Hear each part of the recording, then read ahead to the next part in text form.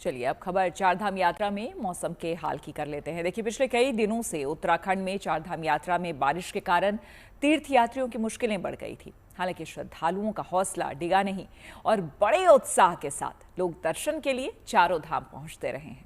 खुशखबरी ये है कि आज से उत्तराखंड में मौसम साफ हो सकता है, जिससे यात्रा और सुगम हो जाएगी।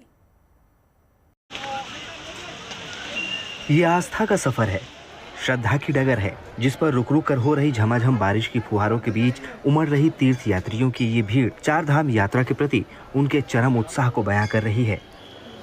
उत्तरकाशी में स्थित गंगोत्री और यमुनोत्री धाम में पिछले कई दिनों से लगातार बारिश के बावजूद तीर्थ यात्रियों का आना जारी है। लोगों की भक्ति भावना पर बारिश की बौछारों का कोई असर नहीं पड़ता नजर आया।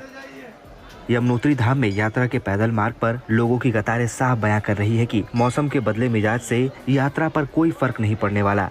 वहीं गंगोत्री धाम में यात्री बरसाती पहनकर मां गंगा के दर्शन के लिए लाइन में लगे दिखे।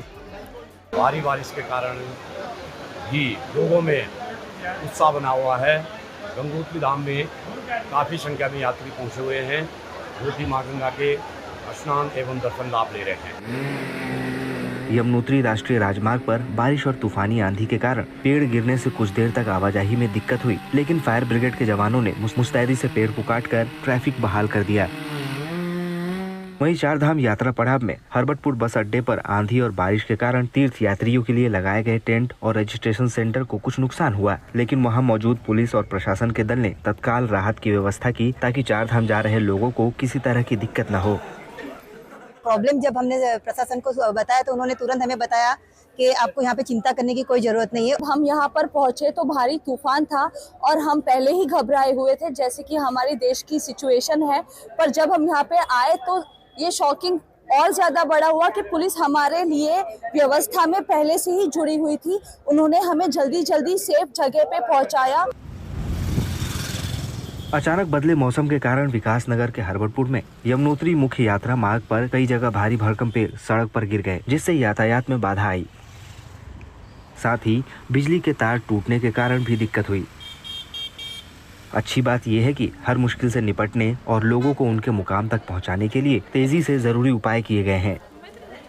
जो भी पुलिस बल उपलब्ध था यहाँ, उसके अलावा एसएसबी जो उपलब्ध थी, उनके द्वारा यात्रियों को सुरक्षित जगह, जो कि बस अड्डे का जो निर्मित भवन है, पक्का भवन है, उसमें शिफ्ट कर दिया गया। ऐसा करने से किसी भी यात्री को कोई प्रकार की हानि नहीं हुई, ना ही कोई चोटिल आदि हुआ। हमारे द्वारा तुरंत उन्हें शिफ्ट कर दिया गया। हालांकि लोगों को सलाह दी जा रही है कि मौसम खराब होने पर यात्रा जारी रखने का जोखिम नहीं ले और रास्ते में सुरक्षित जगहों पर रुककर हालत बेहतर होने का इंतजार करें। ये भी कहूँगा मैं, बीच में कई पहाड़ों का कुछ इलाके आते हैं, कभी कभी लैंडस्लाइड वगैरह भी हो जाती है, तो रिस्क ना लीजिएगा। और ड्राइवर फिर बीच में भी चीज़ें मिल जाती है, हो सकता है आपको जर्नी ब्रेक भी करनी पड़ जाए, तो कोई पैनिक होने की ज़रूरत नहीं है। ठीक है, तो ये है। और फिर माँ यमुना के दर्शन के लिए निकले हैं और बहुत अच्छा यही लग रहा है कि जितने भी तीर्थयात्री जहाँ से भी आ रहे हैं, हमारी व्यवस्थाओं से बहुत प्रसन्न और बहुत संतुष्ट। आज से उत्तराखंड में मौसम की स्थिति में सुधार की उम्मीद है, लेकिन हाल के दिनों में मौसम के बदले रूप को देखते हुए तीर्थ यात्रियों की सुरक्षा और व्यवस्था को लेकर विशेष सतर्कता बरती जा रही है। साथ ही लोगों को खुद भी एहतियात बरतने का सुझाव दिया गया है ताकि यात्रा में कोई परेशानी न हो। विकासनगर से टीना साहू और उत्तरकाशी से ओमकार बहुगुणा के साथ bureau report, good news today.